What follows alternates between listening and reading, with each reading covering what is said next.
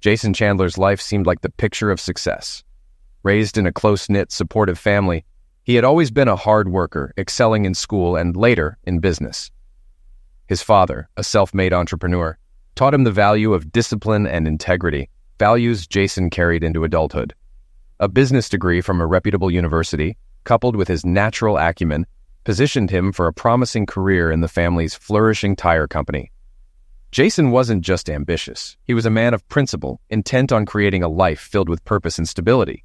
Karen Thornton had always been charming and ambitious, qualities that had initially drawn Jason to her. She came from a modest background, but had grand aspirations. Her determination to rise above her circumstances fueled her drive, both in her career and personal life. By the time she met Jason at university, Karen had already mapped out her path to success, with real estate as her chosen field. She and Jason quickly became inseparable, their shared drive for achievement seemingly the perfect foundation for a life together. Their relationship blossomed, leading to a whirlwind romance that culminated in marriage. They bought their first home, a modest but comfortable house, within 2 years of graduating. Karen quickly established herself as a rising star in real estate, while Jason managed the accounting department of his father's business. Together, they epitomized the power couple, blending their professional successes with an apparent devotion to one another. Over time, cracks began to appear in their seemingly perfect life. Karen's growing success in real estate introduced her to a high-paced, glamorous world that often pulled her away from Jason. Her long work hours, coupled with late-night client meetings, began creating distance in their relationship. Despite Jason's attempts to bridge the gap, their once solid bond began to erode, setting the stage for the turmoil to come. Jason Chandler reclined on the sofa, engrossed in his phone, when a call from his wife interrupted him. Karen's trembling voice instantly filled him with dread. Just hours earlier, a private investigator had revealed unsettling news. Karen and a man she had secretly been seeing were boarding a flight to Honolulu for a week-long getaway. The betrayal stung deeply, adding another layer of deceit to the mounting web of lies that had slowly unraveled their marriage. Jason couldn't shake the gnawing question of how he had overlooked the signs, even after years spent building a life together. He sighed, took a sip of his coffee, and leaned back in his chair, reflecting on the past decade. Jason and Karen had met 13 years ago in college while studying business. They'd quickly fallen in love, married, and built a life together. Jason had joined his father's successful tire business, eventually taking over the accounting department, while Karen thrived in real estate. They had a nice home, new cars, and seemed to have it all, except for children. Karen had told him her fallopian tubes were tied, and when Jason suggested adoption, she shot it down. Over time, he accepted they would remain childless, but recently things had felt off. Karen began spending more time out with friends, going from occasional happy hours to multiple late nights a week. Jason voiced his concerns, but Karen dismissed them, claiming work stress was to blame. One night, after a particularly late return, smelling of cigarette smoke, he confronted her. She insisted it was just drinks and dancing, but Jason knew something wasn't right. She apologized, but the tension lingered. Over the next few months, their closeness faded. What had been regular sex now dwindled to once every 2 weeks. Karen seemed more distant, no longer asking about Jason's day or showing interest in his life. Then, Jason caught her in a lie. He'd dropped by her office to surprise her for lunch, only to learn she had already left. That evening, she claimed she'd been at the office all day. He didn't confront her, but the lie stung. It made him wonder how many other times she had deceived him. Later, as they lay in bed, Jason confessed his worries about their relationship. Karen reassured him, but the doubt remained. Their connection felt strained, and Jason wasn't sure he could believe her anymore. She promised to show him she still loved him, but he wasn't convinced. That night, they made love, and while Jason felt a bit reassured, something still didn't feel right. Over the next month, things seemed better, but the distance returned. He kept wondering, what's happening to us? The truth began to surface when his old friend Ron Green called, asking to meet. "Sure, I'm up for a beer," Jason said. "What's going on?" "It's hard to explain over the phone," Ron replied urgently, "but it's important." Jason agreed to meet Ron at the bar. That evening, he was surprised to find Karen home early, as she usually stayed out later. At the bar, Ron didn't waste any time. "I saw your wife today while I was jogging," he said, leaning in. Jason looked up, intrigued. "Really?" "Yeah. I didn't know she was into holding hands and kissing clients." Jason frowned. "What are you talking about?"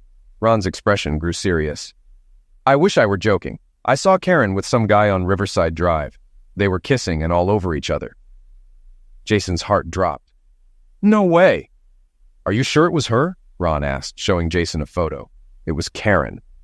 Jason stared, stunned. Can you send me that?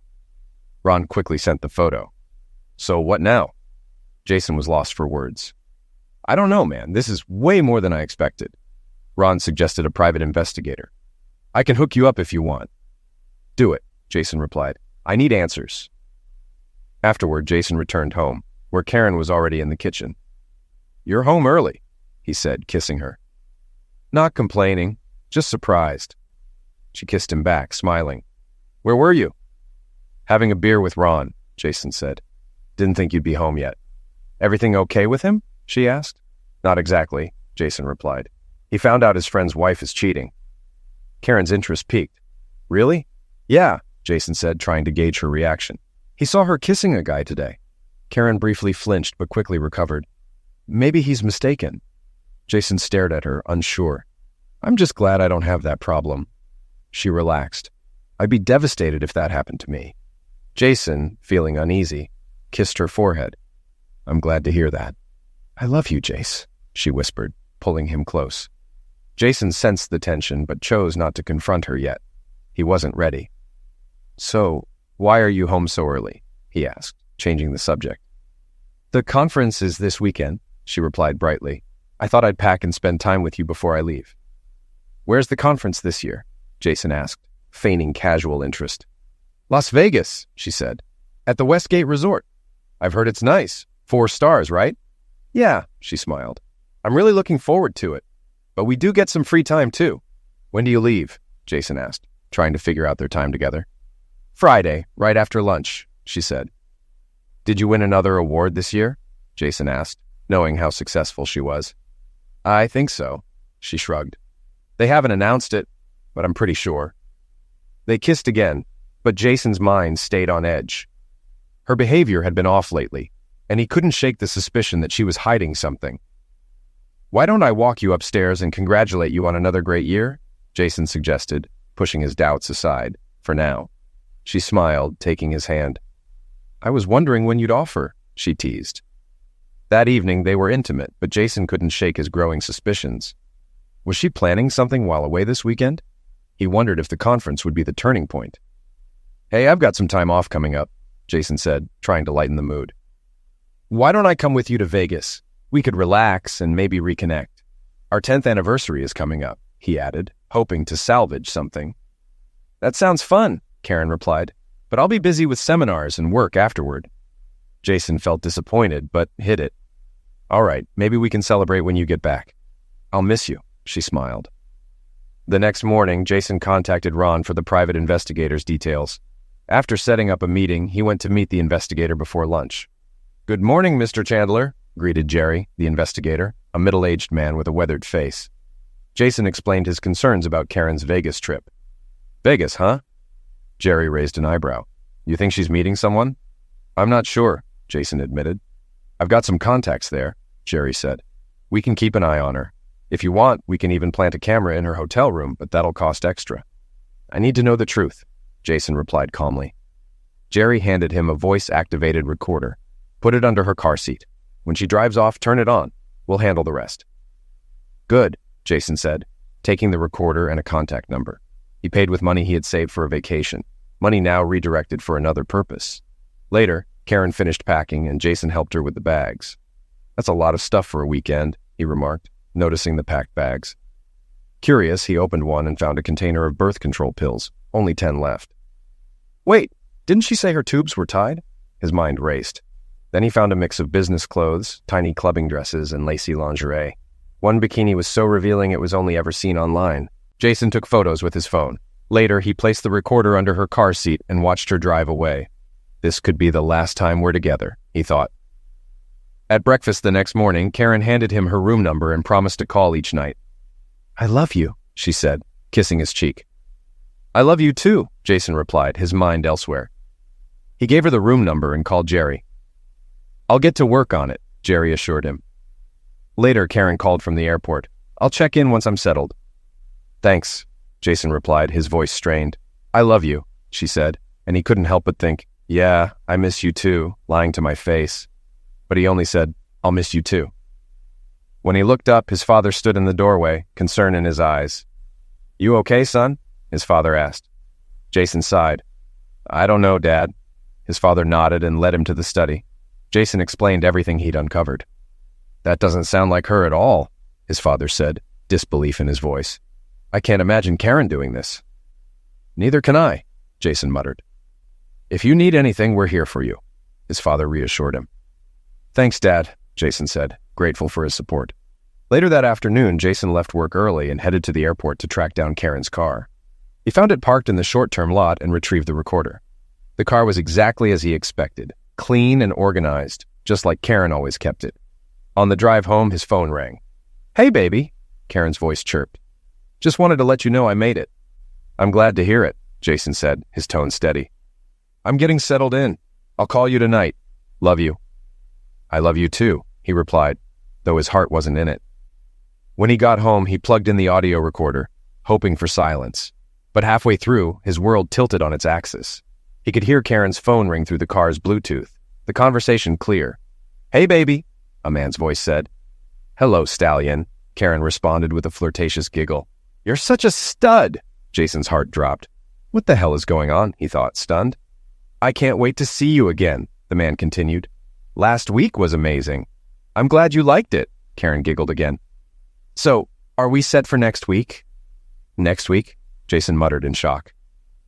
Yeah, it's all set, the man replied. Did you tell your husband? Not yet, she said, sounding too calm. Don't worry, I've got it all under control. He doesn't know anything, right? Nope, Karen said, the words chilling. He's too oblivious. I can tell him anything and he'll believe it. Jason's hands clenched around the recorder. His thoughts spun. She's planning something next week and I'm not involved. This is the week of our 10th anniversary. The man's voice interrupted his thoughts. I'm almost at the airport now. I'll see you at the hotel tonight, okay?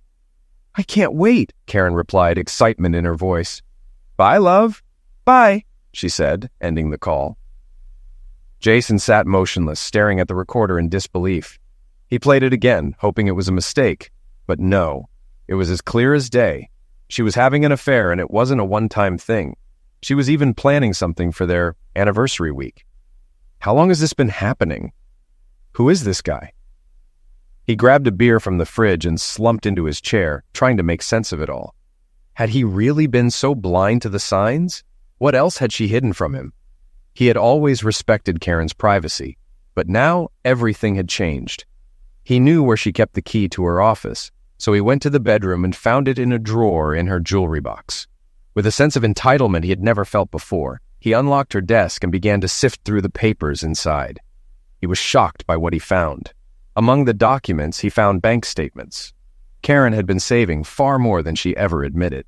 She had over $250,000 hidden away, and it wasn't just money. It was the purchases that told a story, a receipt for a men's Rolex watch. Jason didn't remember ever receiving something like that. But maybe her lover did. She'd also bought revealing lingerie, items he'd never seen before. But it didn't stop there. Buried beneath the receipts was something that hit him like a ton of bricks, medical bills from Planned Parenthood. Karen had been pregnant twice in the last 2 years and had terminated both pregnancies, paying cash out of her personal account. Jason's stomach churned. Had one of those pregnancies been his? Then he found the receipt for Plan B pills, purchased just a few days earlier after one of their intimate nights. The final nail in the coffin came when he found a receipt for a large down payment on an apartment in an upscale neighborhood. Was she planning to move out, or was this where she and her lover would escape to? Jason's mind raced. He examined the keys on her key ring, wondering if one was for the apartment. He'd find out soon enough. He powered on her computer, determined to uncover whatever else she was hiding. The passwords list was his next target. Jason accessed Karen's computer and easily logged into her email. Scrolling through, he quickly discovered several messages from Greg Wilson that detailed their sexual encounters. Karen's responses were almost identical each time. The emails, some nearly a year old, lined up with the period when Jason had first noticed changes in Karen's behavior. Initially, their meetings had been in hotel rooms, but it seemed they'd later moved their trysts to houses Karen was selling. Then Jason found an email from about 6 months ago that gave him a partial answer to a question that had been bothering him. "Did you take care of that little issue?" Greg had asked. "Yes," Karen replied. "I went and had an termination today." "Too bad you didn't keep him," Greg responded. "You could have passed him off as Jason's." "I can't do that," Karen replied. "He thinks I can't have kids. He'd know it wasn't his." Jason's mind raced. He remembered that conversation. It was around the time he'd caught her in a lie. "She's been lying to me for months," he thought, his anger boiling. What a deceitful, manipulative woman. The emails kept coming. At one point, Greg suggested they have sex in Karen's marital bed, but Karen shot down the idea. "I won't do that to Jason," she wrote. Greg persisted. "That idiot doesn't have a clue, does he?" "No," Karen responded. "I'm not doing that." Greg then proposed an idea. "What if you had your own apartment? You could use the commissions to pay for a place and Jason would never notice." Karen seemed to entertain the thought. "You might be onto something," she replied. "I have my own account and Jason never asks about it. I'll see what's available." That had been about 3 months ago. The receipt for the apartment down payment was just over a month old. "I bought a condo," she emailed him. "I made the down payment and new furniture is coming next week. Jason doesn't know anything." Greg's reply was enthusiastic. "Perfect. We'll have to break in every room." Jason leaned back in his chair, staring at the screen in disbelief. The whole situation was beyond what he could have imagined. He kept reading. Greg eventually asked, "Why stay with your husband? Why not just leave him and move in with me?" "I still have feelings for him," Karen responded. "He's a pain, but he treats me well. I bought the condo so we have a private place to meet without worrying about hotel rooms. Besides, you're still married." Greg then promised he'd leave his wife in a heartbeat if Karen asked him to. "We'll see after the conference," Karen said. Jason froze. What conference? He thought, a sick feeling in his stomach. He was about to print the emails and save the receipts when the phone rang. It was Karen. "Hey, baby," she said sweetly. "How's everything? You sound off." "I've got a terrible headache," Jason said, trying to keep his cool. "I just wanted to let you know I'm getting ready for bed," Karen said. "Take something for your headache and get some rest. I love you." "Yeah, me too," Jason muttered, hanging up quickly. He clenched his fist. She has no idea how close I am to exposing her. After the call, Jason decided he needed to find out more about this Greg guy. A quick search on Karen's work website revealed that Greg Wilson was her regional manager. So, she was having an affair with her boss. Jason printed the page, adding it to the pile of evidence. But he couldn't calm down. He needed answers, and he was going to find them. He checked the address for Karen's new condo and found a series of numbers listed under alarm system in her paperwork. Of course she wrote it down, he thought, grabbing latex gloves from the garage. He wasn't leaving any trace. He found the apartment complex easily and parked in her spot. With gloves on, he tried the key that matched and stepped inside. He quickly disabled the alarm using the code he'd found. The place was well decorated, and Jason had to admit, Karen had good taste. Too bad her loyalty isn't as strong as her design skills, he muttered. Of course, there were no photos of him. This was clearly her getaway, a place to escape their marriage. As he wandered through, he noted that there was nothing in the fridge, and the pantry was empty. The apartment was furnished with sleek, modern pieces, and the living room had a large, flat-screen TV. When he entered the bedroom, he immediately noticed the lace curtains she loved, hanging elegantly down to the floor. He glanced down, noticing that the curtains were hanging over the electric heater, and wondered if she'd ever considered the fire risk. He opened the dresser drawers, finding lingerie he'd never seen, as well as men's underwear. He took pictures with his phone, documenting everything. In the nightstand, he found a card from Greg. It read, "Thanks for the watch. Can't wait for your housewarming party. Love, Greg." Fury surged through him. He took a few more pictures, including shots of the toothbrushes in the bathroom and the for him and for her towels on the rack. This was a full-fledged affair. In the second bedroom, there was a desk with some utility bills addressed to Karen. Jason photographed them, noting the address. The windows here were also covered with lace curtains, again hanging over the heater, a fire hazard. He also spotted safety issues. A very old smoke detector in the kitchen and none in the bedrooms. He made sure everything was exactly as it had been when he entered.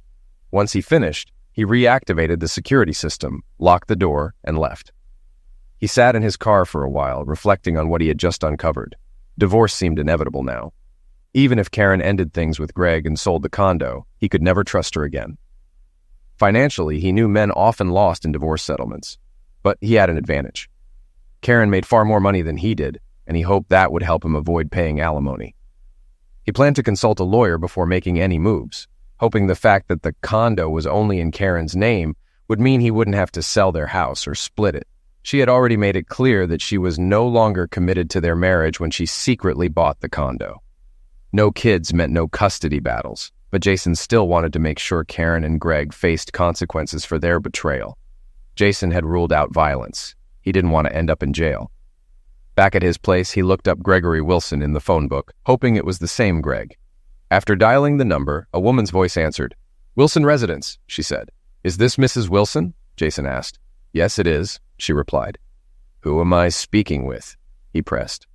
"My name is Jason Chandler," he said. "Your husband is the regional manager at Acme Real Estate?" Jason asked. "Yes, he is," she answered. "But he's at a conference this weekend and will be visiting other offices next week. You'll need to contact the regional office and leave a message there." "Actually, Mrs. Wilson, I'm hoping to speak with you," Jason said. "Oh?" she responded, sounding surprised. "Yes, ma'am," Jason continued. "I'm afraid I have some bad news. My wife is having an affair with your husband." "Are you sure about that?" she asked, clearly taken aback. "I'm certain," Jason said, "and I can prove it." "Do you have solid evidence?" she inquired. "I can even show you where they meet if you'd like," Jason offered. He could hear her sigh on the other end. "Would tomorrow work?" she asked after a pause. "Sure," Jason replied. "What time is good for you?" "Let's say 1 p.m., she suggested. Jason gave her the address to Karen's apartment and offered clear directions. "I'll see you then," he said, ending the call with a sense of satisfaction. Once the conversation was over, he sat at his desk and made a to-do list. The first item was clear: change the locks. He planned to get that done before meeting Greg's wife. Though he briefly considered getting drunk, he quickly pushed the thought aside. He grabbed a cold slice of pizza instead, using the time to mentally prepare for what lay ahead. Once finished, he climbed the stairs to bed. The next morning, Jason woke up early, headed to the hardware store, and bought everything he needed to change the locks, as well as a copy of the key to the apartment. By noon, the locks were all replaced. After a quick shower, he grabbed his audio recorder and the printed emails from Karen's account. He was ready to meet Greg's wife. Upon arriving at Karen's apartment, he noticed a woman in a Toyota Corolla nearby. He approached the car and knocked on the window. The woman rolled it down and looked at him. "Are you Christy Wilson?" he asked. She nodded. "Yes." "You must be Jason Chandler," she replied. "Yep, that's me," he said, opening the car door for her. "Come with me and I'll show you where they've been meeting." "Just put these on first," Jason added, handing her a pair of latex gloves. "I don't want any fingerprints left behind." "Good idea," she agreed, slipping the gloves on. They walked toward the door, and Jason used the new key to open it. The security alarm deactivated as they stepped inside. Jason led her through the apartment, opening drawers and a closet to reveal Greg's clothes. "Oh my God!" Christy gasped, her voice trembling. "I've been looking for these clothes for weeks. I had no idea where they were disappearing to." "Has he been wearing a Rolex lately?" Jason asked. Christy nodded. "Yes, he said it was a gift from his company." Jason shook his head and pulled out a card from Karen's nightstand. He opened it and showed it to her. Christy read the note, her eyes welling up with tears. "Is this his handwriting?" Jason asked. "Yes," Christy sobbed. Jason then pulled out the emails he had printed, turned on the recorder, and played the audio from the previous Friday. "I'm sorry about all of this," Jason said, offering her a sympathetic hug. She wiped her tears. "It's not your fault," she replied. "I've suspected something was going on, but I didn't have any concrete proof." After a while, Christy regained some composure and asked, So what's your plan?" "I'm divorcing her," Jason said bluntly. "Are you?" Christy asked, her voice firm. "Because as soon as I see that fool, I'm throwing him out of the house." Christy suddenly stopped crying and gave him a sly smile. "I've got an idea." "What is it?" Jason asked, intrigued. "They want to live here together, right?" she said. "Why don't we help them out?" Jason frowned, unsure. "What do you mean?" "I mean, why don't we pack up their things and move them in here?" she suggested, her tone filled with mischief. Jason thought for a moment and then grinned. "I like that idea, but we better hurry. They'll be back in a day or two." She shook her head. "Greg said he'd be gone for a week after the conference. I'm willing to bet Karen will find an excuse to leave too. Suddenly, Jason remembered the recorded conversation. Karen had asked him if he had everything ready for next week, but she hadn't specified what they had planned. Crap, he muttered, realizing she was probably right. I guess you're right. Still, I want her stuff out of my house as soon as possible.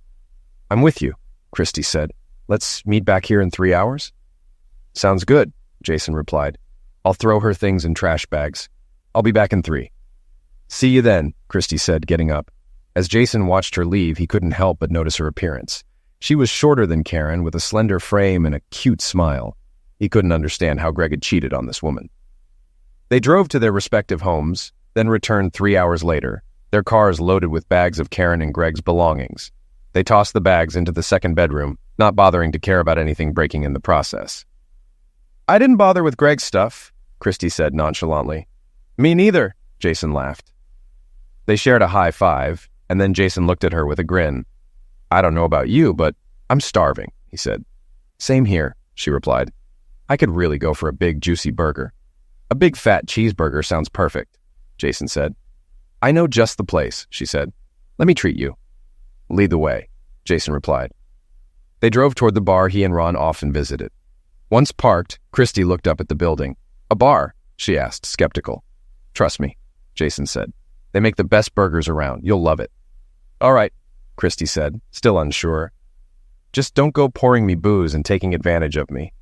Jason laughed. As tempting as it sounds, I wouldn't do that to you. Damn, she said, laughing too. They entered the bar and ordered beers, burgers, and fries. As they ate, they exchanged stories about their failed marriages. Christy's story was strikingly similar to his. She had met Greg in college and they married soon after. But while she wanted children, he didn't. Greg started working at Acme Real Estate and Christy took a job in accounts receivable at a home remodeling company. Are you a CPA? Jason asked. She shook her head. No, I never got that far, but it's something I hope to do eventually. Jason shared a bit about his own work. We're always looking for good people. If you send me your resume, maybe we can help each other out. I can do that, Mr. Chandler, she replied, taking a bite of her burger. Just then, his phone rang. He saw it was Karen calling and answered in a neutral tone. Hello? He said. Hey, baby, Karen's voice slurred. She'd clearly been drinking. What are you up to? Just at the bar having a burger, Jason answered. Really? What's wrong with you? She asked. Guess what? I got the Best Salesman award. I'm happy for you, he replied, keeping his tone flat. They want me to stay in Vegas next week to work with the agents, she continued. Jason immediately knew she was lying. Isn't that great? They're even talking about promoting me to manager soon.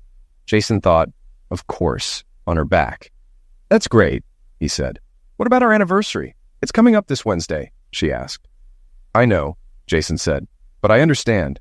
Maybe we can celebrate next weekend. Don't worry about it, he added. I know how important your work is. I wouldn't want you to miss anything big. What's that supposed to mean? She asked. Nothing, he said, trying to keep it together. It's just that 10 years of marriage doesn't come around every day. But I understand how much your job means to you. Don't worry about it. Yes, my work is important, Karen said. But I thought you'd be happy for me. I'm very happy, Jason said. Go work with your agents. Don't worry about me. I love you, she said. Yeah, me too, he replied coldly. Bye, she added before ending the call. Jason looked over at Christy. So, that's that. Christy shook her head. She really chose Greg over your anniversary, she said, her hand resting on his. Jason fought back tears. A man he barely knew seemed to care more about him than his own wife did. What a witch, he muttered. I'm sorry, Christy said quietly. Thanks, Jason replied, attempting a weak smile. He pulled out Jerry's business card and dialed the private number. Jerry, he said when the older man answered. It's Jason Chandler. I just talked to Karen. She says she'll be in Vegas for another week. And you don't believe her? Jerry asked. Not for a second, Jason replied. I was just working on your report. I'll have my team watch them and see what they're up to. We'll move forward with it, Jerry said. I've also got something else for you. Your wife and her lover spent the night together. I've got video footage of it. I'll send it over if you want, and it'll be in the full report. Sounds good, Jerry, Jason said. Thanks. He ended the call and turned to Christy. Well, tomorrow we'll find out what's really going on, he said. They spent the night together. My private investigator is going to send me the footage. Would you like to watch it with me? Christy hesitated. Not really. she said. But I feel like I should. Jason nodded. Let's head to my place then. After paying for their meal, they left the bar and drove to Jason's house. By the time they settled into his office, the video had arrived in his email. Would you like something to drink before we watch this? Jason asked. Sure, Christy said. Coca-Cola, if you have it. I'll grab one for you, he replied, heading to the kitchen. He returned with 2 cold Cokes, handing one to her. He started the video, and they both watched in silence as Karen and Greg engaged in various sexual acts. Both Jason and Christy struggled to hold back tears as they saw their spouses enjoying each other's company. What followed was even worse, the pillow talk. So, what do you think our spouses are doing now? Karen asked. If I know Christy, she's probably watching some boring movie or reading one of her dumb books, Greg said. Yeah, I get what you mean, Karen agreed. I bet Jason's sitting there with his dumb spreadsheets or staring at stock reports, Greg continued. You'd think he was trying to save the world or something. Hell, his dad's company sells tires, for Christ's sake. What's so important about that? So, what are you going to say to that a-hole after the awards banquet tomorrow? Greg asked. I'll just tell him I have to stay in Vegas for a week to cover for the local reps. He'll believe it, Karen said. He'd believe anything I tell him. I could say the moon is made of green cheese, and he'd go along with it. And by the time he figures it out, we'll be on a beach in Hawaii, Greg said, grinning. I can't wait to see you in that new bikini you bought. Christy's face contorted with rage. Hawaii? She screamed. That fool's taking that promiscuous to Hawaii. I'm going to rip his balls off. She turned to Jason. Sorry for calling your wife a promiscuous? You don't have to apologize, Jason said coldly. I would have called her the same thing. They continued watching and Greg's voice came through again. What about your anniversary? Are you just going to blow it off? Hawaii's way more interesting than a night at a steakhouse, Karen said. I'll make it up to him later. Greg looked at her. You're cold, you know that. Karen shrugged. It's just our 10th anniversary. There'll be others. I don't care about that, she added. I need you now. With that, they began again, and Jason shut the video off. I've seen enough, Jason said. Christy nodded, her eyes brimming with tears. More than enough, she whispered. I'm meeting with a divorce lawyer on Monday, Jason said. Do you want to come with me? Do you mind? Christy asked quietly. Not at all, Jason replied. Christy broke down, sobbing uncontrollably. Jason put his arm around her and let her cry on his shoulder, fighting his own emotions. He wanted to cry too, but he held back, comforting her the best he could. Do you mind if I stay here tonight? Christy asked. No, Zex. I just want to be held. Of course you can stay, Jason said. Stay as long as you need. Thank you, she said, her voice breaking. I can't believe I spent all those years with him. I fell for all his lies. I know exactly how you feel, Jason replied. He led her upstairs to the master bedroom and found an old t-shirt for her to wear to bed. Christy took it and went into the bathroom to change. While she was gone, Jason changed into his pajamas, then climbed into bed. Christy emerged from the bathroom wearing the long t-shirt, and Jason almost gasped when he saw her. He'd always thought Karen had nice legs, but Christy's were the thinnest, most graceful legs he'd ever seen. She smiled as she slid under the covers.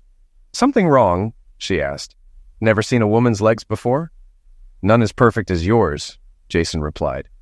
Flattery will get you everywhere, sir, she teased, her voice light.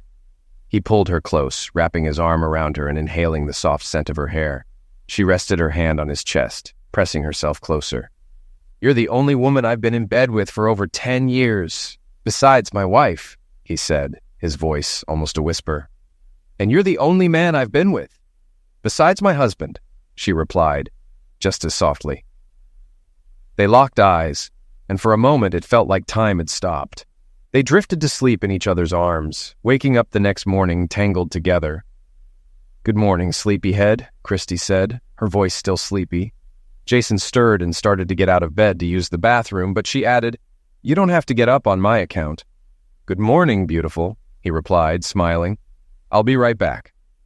After a quick trip to the bathroom, which was harder than usual due to the state of his body, he returned to the kitchen. Christy had already cleaned up and was busy cooking scrambled eggs and bacon. Jason checked the clock. It was 8:30 a.m.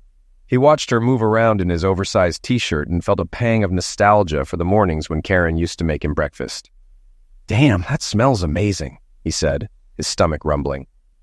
Hope you don't mind me making myself at home in your kitchen, she said, glancing over her shoulder at him. "Not at all," Jason replied, feeling strangely comforted. "I can't remember the last time someone made me breakfast." "Karen never cooked for you?" she asked, looking at him with a hint of curiosity. "She did at first," he said. "But after a while she stopped. Said it took too much time and she had to clean up for her clients." "Which?" Christy muttered, the words slipping out before she could stop herself. "I agree," Jason said, his voice dry. Christy plated a generous portion of bacon and eggs and set it in front of Jason. He dove into the meal like he hadn't eaten in days. "Damn, that was good. You cook like this every morning?" he asked, looking up at her. "Whenever I can," Christy replied with a grin. Just then, Jason's phone buzzed, breaking their quiet moment. He glanced at the screen and saw Jerry's name flashing. He picked it up. "Good morning, Jerry," Jason answered. "Working on a Sunday, huh?" Jerry's voice came through, accompanied by a laugh. "More than I'd like," Jason replied. "What's up?" "Just wanted to let you know your wife and her lover boarded their flight out of Las Vegas just before 6 a.m. They had a short layover in Los Angeles, but they're on their way to Honolulu now. They'll land in about 5 hours. I've got all the flight details if you want them." "Yeah, I'll take it," Jason said, his tone cold and controlled. "They're on American Airlines Flight 31, Jerry continued. "I have a contact in Honolulu who will track them when they land." "Thanks, Jerry," Jason said, jotting down the details. He hung up and turned to Christy. "Well, here we go. They're on their way to Hawaii," he said, his voice flat. Meanwhile, Karen was sitting back in her seat on the plane, staring out the window as the landscape below changed. The plane was cruising over the Pacific Ocean. This is it, she thought, a mix of excitement and guilt stirring inside her. She glanced over at Greg, who was already asleep beside her. For a moment, her mind wandered back to her marriage with Jason. She had been married for 10 years, and as she closed her eyes, the weight of what she was doing hit her hard. She thought about all the lies, the secrecy, and the betrayal of a man who had trusted her completely. The guilt gnawed at her for a moment, but then she pushed it aside. This was for me, she reasoned. It had to be. Eventually no one would know and everything would go back to normal. Jason wouldn't find out. We'd keep going just like before and someday we'd retire together. Her first lie had been telling Jason she couldn't have children. The truth was, she didn't want them. The thought of motherhood wasn't appealing to her at all, so she made up a story about medical issues. Jason believed her, and eventually, they both agreed not to have kids. She had complications with birth control, tried different methods, but in the end she ended up pregnant twice.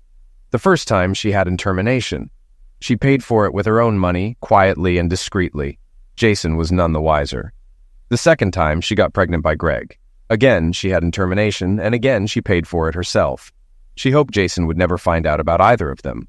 As for the affairs, she had been faithful for the first 7 years of her marriage. But one day, everything changed.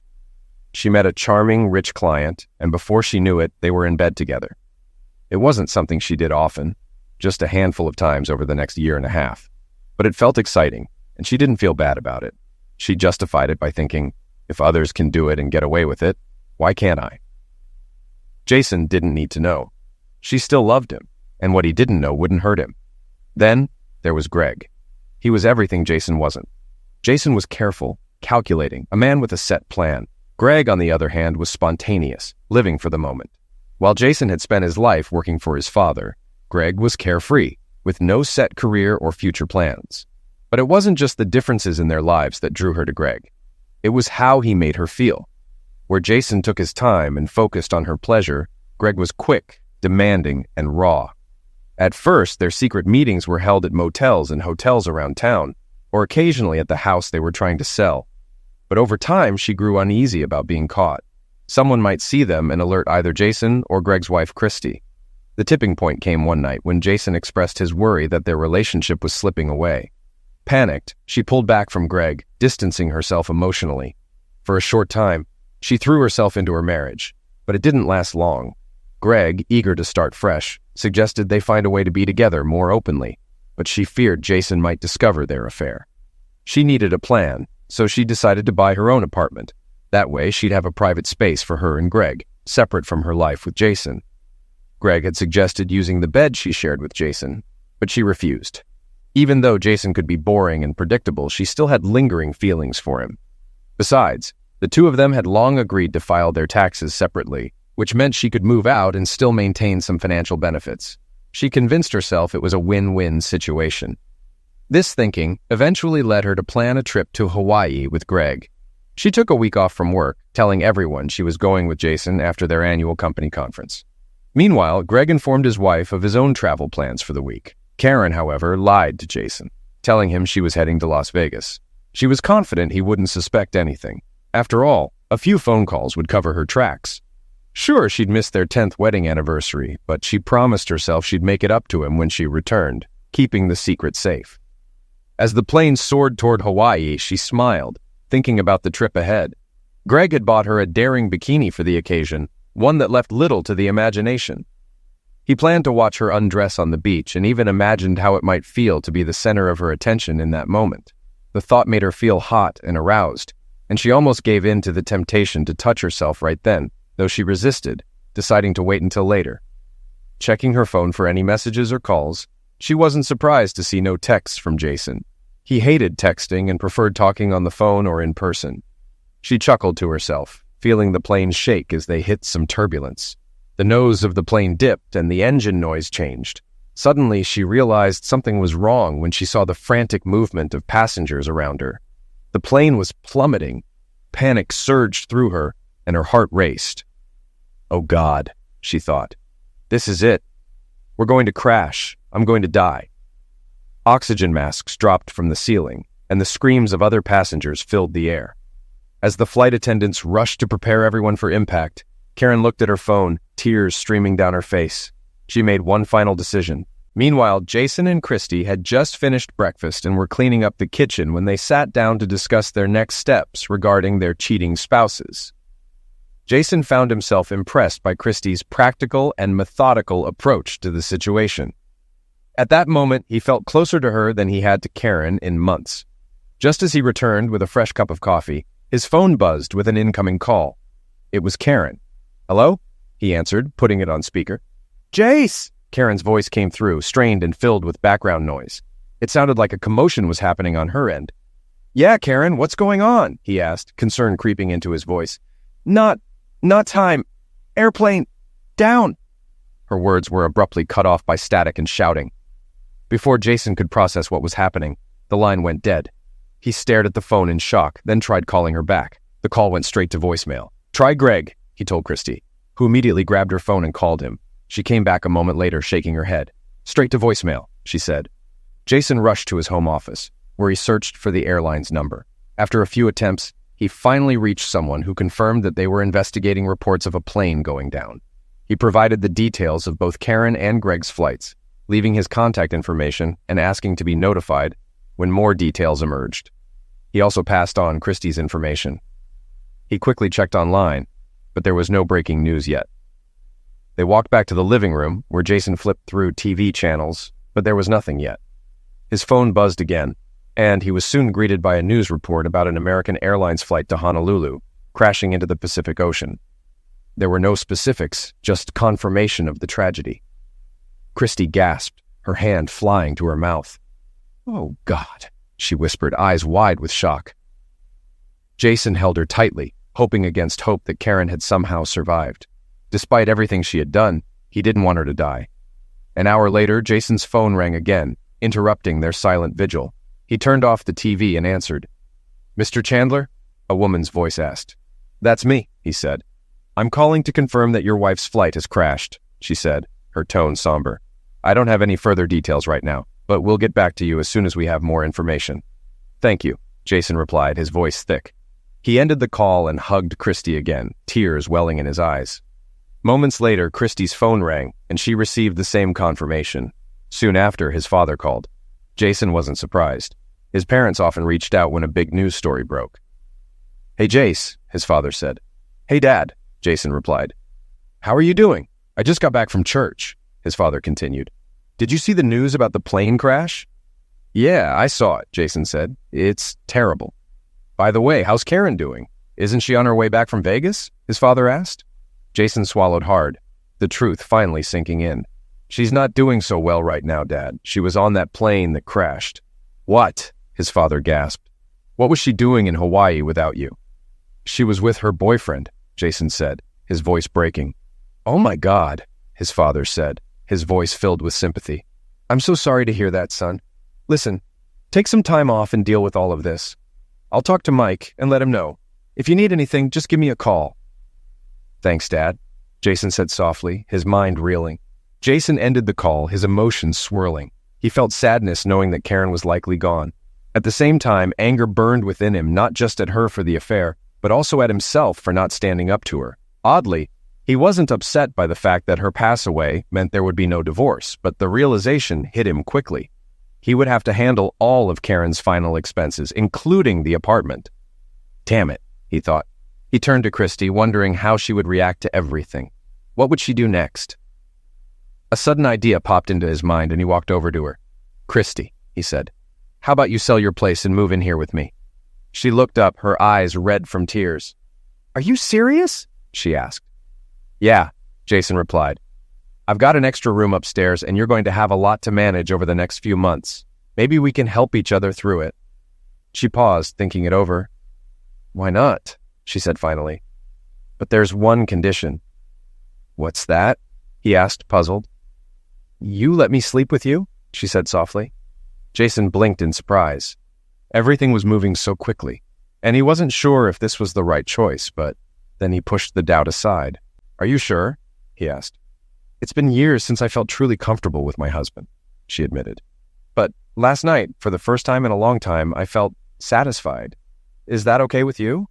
"It's more than okay," Jason said, feeling an unexpected rush of relief. "Great," she said. "I'll go back to the house, grab my things, and be back tonight." "I'll be here," he replied. Once she left, Jason made a call to Lucy, the office manager where Karen worked. "Hello," Lucy answered. "Hi, Lucy, it's Jason Chandler." "Oh, hi, Jason," she replied. "How was Hawaii?" Jason hesitated, his throat tight. "I don't know. I heard it's nice there." Lucy was confused. "I thought you two were going after the company meeting?" "No," Jason corrected. "Karen went to Hawaii, but not with me. She went with Greg." "What?" Lucy exclaimed, clearly stunned.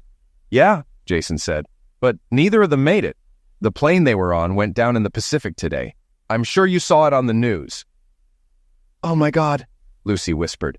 "Do you know if she—" "I don't think there are any survivors," Jason said flatly. "I'm so sorry," Lucy said, her voice filled with sympathy. "I'll take care of the insurance paperwork. The company carries life insurance on all employees, so I'll need some information from the airline. Can you get that for me?" "Yeah, I'll get what I can," Jason said, his mind elsewhere. "But I have to ask, did you know about Karen and Greg?" Lucy sighed. "I had a feeling something was going on. There were rumors, but we don't really talk about that kind of thing." "I see," Jason muttered. "That's all I needed to know. I'll be in touch." "Thanks for letting me know, Jason. And once again, I'm sorry for your loss," Lucy said before ending the call. Later that evening, while Jason and Christy were watching TV, a breaking news report flashed on the screen. It showed footage of the plane's final moments, captured by a nearby cargo plane. The video showed the doomed flight spiraling out of control, plummeting nose first before disintegrating on impact with the ocean. The crew of the cargo ship had turned around to search for survivors, but found none. Though they did recover bodies and a large amount of luggage, including Karen and Greg's things. However, neither of their bodies were found. In the months that followed, life for Jason and Christy was a blur of activity. Christy moved in with him and sold her house. Jason was left to deal with the aftermath of Karen's apartment, which held nothing of value to him. He donated everything to Goodwill and eventually sold the apartment, recouping the original amount Karen had paid for it. Both Jason and Christy received $500,000 insurance payouts from Acme Real Estate for the loss of their spouses. Christy quickly settled in, and they began to remove every trace of Karen from Jason's life. Photos were tossed, knickknacks were packed away, and all the furniture was replaced, especially the bed. Family members took what they wanted, and the rest, along with the cars, was either sold, donated, or scrapped. Then came the long process of sorting through Karen's bank accounts. After months of paperwork, Jason finally received a check for about $250,000. Meanwhile, lawyers began circling, hoping to cash in on the accident. An investigation later revealed that the flight crew had misinterpreted warning signals and made critical errors. The plane had been descending at a terrifying rate, 12,000 feet per minute, before it crashed into the ocean at around 135 miles per hour. The whole descent lasted just over 3 minutes. Jason couldn't help but imagine how miserable those last moments must have been for Karen, especially as she realized the enormity of the situation. In his mind, it was too little, too late. Fortunately, the airline settled with the families, providing each passenger's relatives with over $175,000. Jason and Christy ended up with more than $1.6 million. After taxes and other deductions, they still had a sizable fortune. With no bodies recovered, no funeral was held for Karen or Greg. Jason and Christy, however, hosted small memorials for their families. Neither of them shed a tear for their late spouses. 3 months later, Christy left her job and moved in with Jason permanently. By this point, their bond had deepened into a passionate relationship. One evening, while they were out for dinner at a Texas roadhouse, Jason took a deep breath, got down on one knee, and proposed. Christy gasped in joy, and the surrounding diners cheered. "It's about time you made an honest woman of me," she whispered. Jason grinned. "Why?" "Because you're going to be a daddy," she replied. Overcome with emotion, he kissed her passionately. "I love you so much," he murmured. "I love you more," she answered. "Just one favor." "What's that?" he asked, still smiling. "Please don't ask me to fly anywhere," she said with a laugh. Jason chuckled, pulling her close. "Don't worry, honey," he reassured her. "I'm done with flying for a while."